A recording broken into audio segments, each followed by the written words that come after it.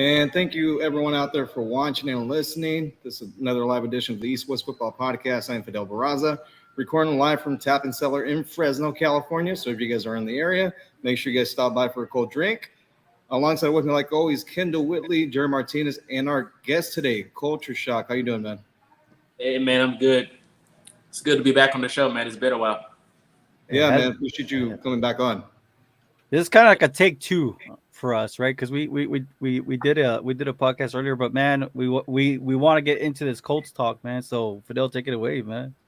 All right. So first of all, just want to get your thoughts on last year. I mean, you guys were, potentially going to make the playoffs, make a playoff run. You guys were one of the strongest teams in the second half of the NFL, but it kind of fell apart at the end. Yeah, man. Last year was a roller coaster. It wasn't the greatest experience to be a Colts fan, to be honest. But, I mean, we had our ups and downs. Unfortunately, the downs was at the end of the year. And it just seems like the team at the end just wasn't clicking. Like the chemistry was off and everything just wasn't hitting. And then at that point, the light just got brighter and we started to understand what we need to do going into next season as we can see what happened in the offseason. So I'm glad that they attacked what they needed to attack going into next year. But last year was, it was an unfortunate ending. But after the first loss, before we lost to the Jaguars, you kind of had that general perception. It's like, okay, the Colts might not make the playoffs.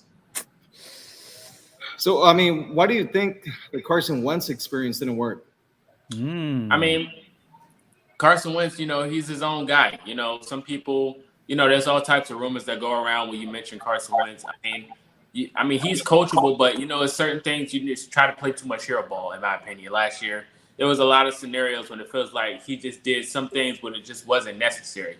I think if you go back and look at the film in certain games, you see like wide open targets and he'll do a play action rollout or he'll try to hand it off. And it was just like totally unnecessary plays at the wrong time.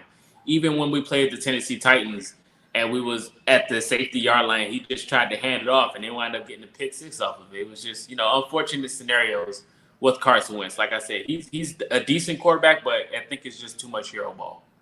So this offseason was probably the craziest in NFL history. A lot of changes everywhere, including with your team, the Colts. So essentially, there's a quarterback named by Deshaun Watson that kind of changed a lot of situations for about three different teams, yours being one of them. So it was rumored that he was going to be signing with the Atlanta Falcons. Obviously, that did not happen. So Matt Ryan was unhappy, and he was traded to the Colts. Just want to get your thoughts on Matt Ryan being the starting quarterback for the Indianapolis Colts now. Oh, I love it. I mean, it's a gift. It was one of those things that the Colts, it got uneasy at the end because we started to lose patience because Colts fans were trying to wonder who are we going to get at quarterback. The closer we got to the draft happens, and it's like, all right, what are we going to do? And then when you hear the whole Deshaun Watson news, and Atlanta's like, all right, well since he's available, let's go get rid of Matt Ryan, and then Matt Ryan comes to us, and Deshaun doesn't go to Atlanta. He goes to Cleveland. It was just a whole crazy scenario. But it did work out at the end for us because Matt Ryan's a guy that we do need. He holds players accountable. He try to get them in line, and he's a good vet.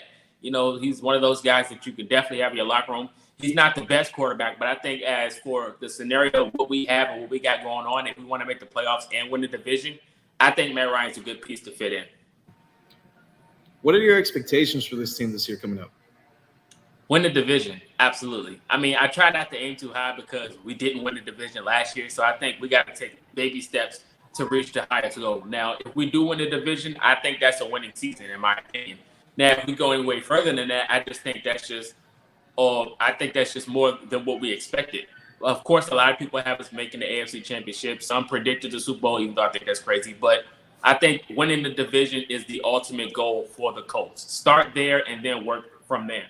We can have one of those Cinderella seasons like the Bengals had last year. I mean, they wasn't even expecting to win the division, but they did, and they got even further than that. So I think you just got to play it week by week.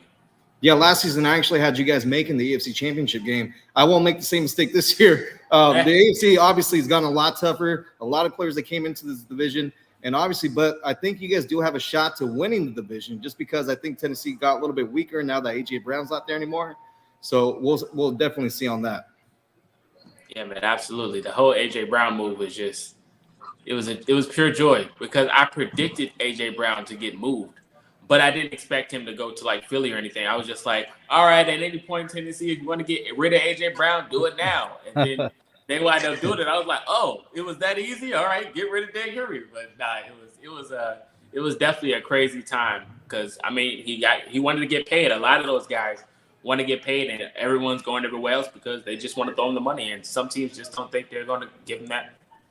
Yeah, and I believe it happened during the draft. So I was actually at the NFL draft in Vegas when it happened. I was just like, what? I was like, what's going on? They got traded to the Eagles. Tennessee got weaker, but they did end up drafting the receiver out of Arkansas, Traylon Burks. So we'll see how he pans out. Yeah, absolutely. Hey man, sticking with wide receivers, CoultureShock. What do you think? Do you think Michael Pittman's ready to be that true number one receiver? I do think he'll take another leap going into next year. Now, of course, last year, I mean, he had a few spurts. I mean, but the lack of quarterback play didn't really show it. But I think even with Carson Wentz, he went up there and got the football wherever it was. And he was just like, he dominated in those primetime games. The best game, I would say, in my opinion, was against the 49ers when he wound up bossing two defenders and just walking in the end zone. But it just shows you the capability of what he can do. And then we could actually give him a real quarterback. You know, with all the targets that we have, I feel like it just opens the game up for him. But I do see him taking another leap. And, I mean, give him like a year or two, in my opinion, I think he'll be the true number one receiver. But next year, I think he'll take a leap. But I don't know if he's going to be like, you know, like top 10 wide receiver or anything. But I think he'll be good enough to make himself known in the NFL. Why do you think Darius Leonard doesn't get the respect that I feel he deserves? I think people are just hating. I think when it comes to the Colts, we don't get a lot of television time and things of that nature. But you see all these other teams like the Cowboys and all these other teams, they have players that go out there and make noise. But then when you look at Darius Leonard, he literally led the league in turnovers. Like it was, you know, you had Diggs with the interception rates and everything, but forced fumbles, you know, interceptions, tackles, all these things. Darius Leonard was leading in these categories, and he still doesn't get the notice he wants. I mean, it is what it is. I love when players you play with a chip on their shoulder, and it just gives Darius Leonard more ammo to go out there and play what he want to do. But like I said, he's still maybe top 3 linebackers in the NFL, whether they like it or not. I mean, he doesn't get the credit. I mean, it's been like that since he came in the league. Even when he won Defensive Rookie of the Year, it's still been the same thing. So it is what it is at this point. I mean, we can't do anything about it. We can't change the narrative. Like I said, just keep going out there and playing your game. And I mean, hopefully one day they'll recognize it. But I don't know. They'll probably do it when it's all said and done. Appreciate that, CoultureShock. No problem. So it's my turn, right? So I always like to dig a little bit deeper, man. I mean, for the most part, you know, Jonathan Taylor and Michael Pittman, they were very exciting to see. Yeah, we saw Carson Wentz kind of, man, I don't know. Sometimes I see him. It was crazy. I could almost see or think I could picture myself in his mind, and he's thinking he was like, the hell with it. I'm just gonna just throw this ball up in the air. Hopefully Michael Pittman come down. And I was like, that's probably what he's thinking in his head. But getting back on subject with the Colts, man, I mean, the strongest part of the team that I saw was the actual defense. I mean, Matt Eberflus has done a phenomenal job as far as getting that team to you know, be up there ranked, you know, and he actually made Darius Leonard, you know, a focal point of that defense. But now that Matt Eberflus is now the head coach of the Chicago Bears, how do you feel the Colts defense is going to fare going on, you know, from this season on? I mean, when you look at the Colts defense, they still have talent. I think their defense gotten even better since Matt Eberflus left. Of course, he took some players with him, like the Al-Qadim Muhammads of the world. But, you know, when you still look at this team, it's like we filled pieces that we didn't have when Eberflus was here. And then you add a guy like Gus Bradley with a similar scheme of Eberflus. I feel like we don't really lose anything. But, you know, even with Eberflus having a top 5 defense every year, pretty much every year he's been coaching with the Colts, I feel like with Gus Bradley, you can still have those things. And even Eberflus still had holes. You know, that soft coverage was one of the biggest issues for the Colts every year. And that lacked because we didn't have edge rush. When you go out there and get a guy like Yannick Ngakoue added to the defense you already have, and you get a Stephon Gilmore, it feels like, okay, you did lose your coach, but you are adding another coach that has the same scheme, and you're adding more talent. So I don't think we really are going to take a step back. I think we're going to have a huge upgrade going into next year. It's going to show you what we can actually do with a good edge rush. I think a lot of these corners and even the linebackers are going to take a huge leap going into next season due to the edge rush we just added. So, I'm with Fidel and I'm with you as far as I think that you guys are leaders in the division. I do see when you look at the Titans. I mean, first off, I mean, the Titans, they lost, like you said, they lost AJ Brown. Also, I don't know what Ryan Tannehill was doing at the end of the season. I mean, he just did not look good at all. And then the early indications with Treylon Burks, right, was that he looked out of shape and he didn't look NFL ready. That's never, you got all this mix, and then you have Ryan Tannehill speaking up that he's not gonna help out Malik Willis, right? I mean, it's never a good recipe. So it looks good for the Colts, winning that division. But out of all that you saw in this offseason, what is your favorite move? And who is the one player that you're going to be paying attention to this season? The biggest move was Yannick Ngakoue, hands down. Okay. We did not have a Yannick Ngakoue for about 3 to 4 seasons.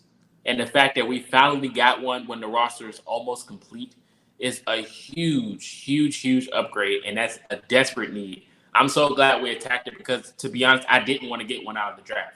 I would have loved a veteran. And what better move than to get Yannick Ngakoue? Of course, we had to sacrifice Rock Ya-Sin. But, I mean, it is what it is at the end of the day. You got to do what you got to do. And one player I'm looking forward to next season is my favorite player, Isaiah Rodgers. Of course, he took a leap last year. He picked up Tom Brady before he retired, and Tom Brady came back. I was using that narrative for the rest of the year. I was like, oh, Isaiah Rodgers was the last guy to pick off Tom Brady, yada, yada, yada. But, I mean, Brady's back, so it is what it is. But Isaiah Rodgers, I feel like he's going to take another leap going into next year. With a guy like Stephon Gilmore, who's pretty much locking down one side of the field, it's like, okay, they're going to have to go throw to the opposite side. And Isaiah Rodgers is really good, and he has been improving each year as he's been in the season. Yeah, so Walter Stringer brought up a good point, man. What about Kwity Paye's development, man? You know what? I thought you were going to say Stephon Gilmore. I know I'm excited for you guys have really needed that. But I will say this about Isaiah Rodgers. I think he was PFF's #1 ranked corner last season. So that's actually a big thing for your defense. And then, like you said, pairing him up with Stephon Gilmore. Bro, let's get to Walt. Let's get to Walter's question right there. Kwity Paye's development. Have you heard anything about Kwity Paye? Right, and we're talking about last year's first-round pick out of Michigan, the defensive end. Yeah, Kwity has been shredding in the offseason, and awesome. He's been putting in that work. As you can see with Robert Mathis and his guy Ed, that does his edge rushing workouts with him. So I'm really excited to see him take that next step going into next season, because last year, it's really hard for an edge rush, especially as a rookie, to come in the league and try to go out there and dominate with all those vets out there.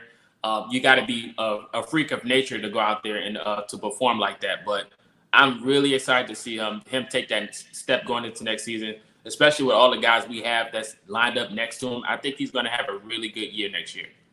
Yeah, man, it's going to be interesting to see, man. I mean, you got DeForest Buckner. I mean, that front seven is exciting, but now that back end has had a little bit of tweaks on it. So Colts defense looks good. Gus Bradley, we know he comes from that coveted cover 3, that Seattle cover 3. So, it's going to be interesting to see what he could do with this Colts team. And we'll see, man.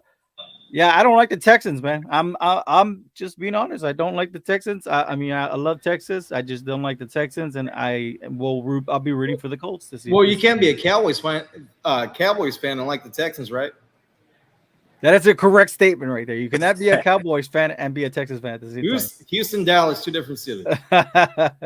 And even though I'm not from either or city, I was actually born in a suburb right outside of Dallas. So I'm not a Dallas native, but I'm from Dallas.